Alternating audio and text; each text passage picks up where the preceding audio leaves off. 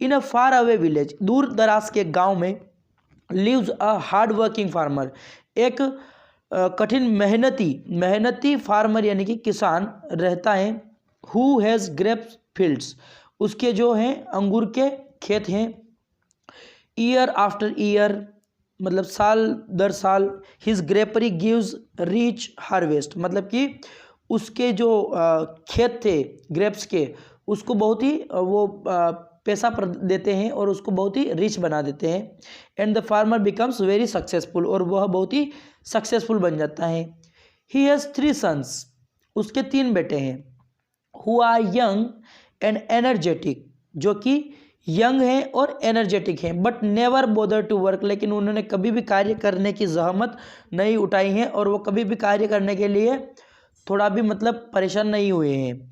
As the farmer grows old, जैसे ही वो व्यक्ति फार्मर किसान बूढ़ा होता है, ही बिगिंस टू वरी, वो चिंता करने लग जाता है। अबाउट हिज सन्स फ्यूचर, उसके बेटों के भविष्य के बारे में वो चिंता करने लग जाता है। देन उसके बाद ही फेल्स वेरी इल, और वह बहुत ही बीमार हो जाता है। एंड रियलाइजेज, और उसको यह रियलाइज होता है, his death is fast approaching, कि उसकी जो मृत्यु है वो जल्द ही आने वाली है, वो जल्दी ही उसके पास आ रही हैं। He calls the sons and tells them, वह उसके बेटों को बुलाता है और उन्हें बोलता है। टेल्स यानी बताता है।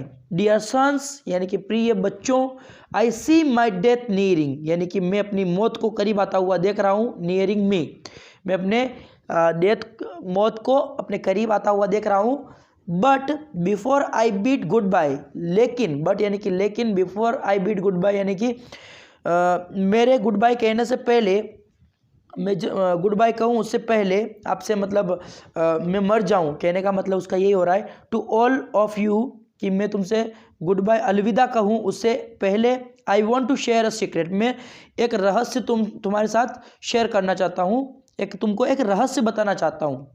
देयर इज़ अ ट्रेजर, यानी कि खजाना है। हिडन यानी कि छुपा हुआ, कि छुपा हुआ खजाना है। अंडर द फील्ड्स, यानी कि खेतों के नीचे दबा हुआ खजाना है, छुपाया हुआ खजाना है। Okay. Dig the entire field, मतलब कि पूरे खेतों को खोद दो, डिग कर दो, खोद दो। आफ्टर माई डेथ, यानी कि मेरी मौत के बाद उन सब खेतों को खोद देना। टू फाइंड इट, उसको खोदने के लिए, खोजने के लिए। ओके। टू फाइंड इट यानी कि से खोजने के लिए, जो खजाना गड़ा हुआ है उसको खोजने के लिए आप पूरे सभी खेतों को खोद देना। द ओल्ड फार्मर डाइज, वह बूढ़ा किसान मर जाता है। And his sons perform the last rights.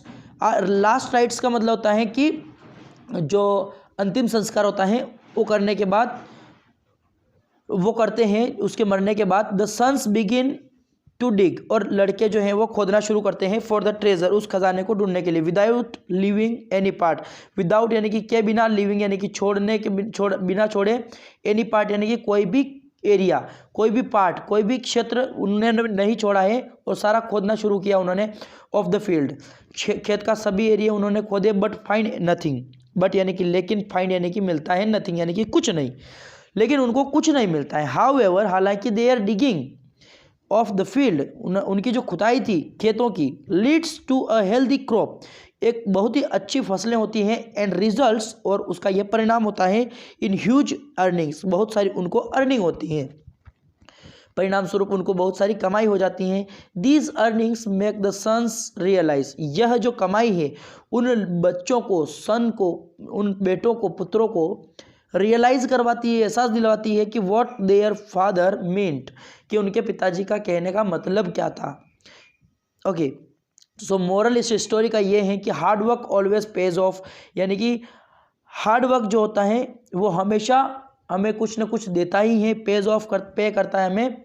Fruits of hard work, जो फल होते हैं कठिन मेहनत के, हार्ड वर्क के, आर ऑलवेज स्वीट, हमेशा मीठे ही होते हैं। वेदर यानी कि चाहे, or not they are in the form you desire.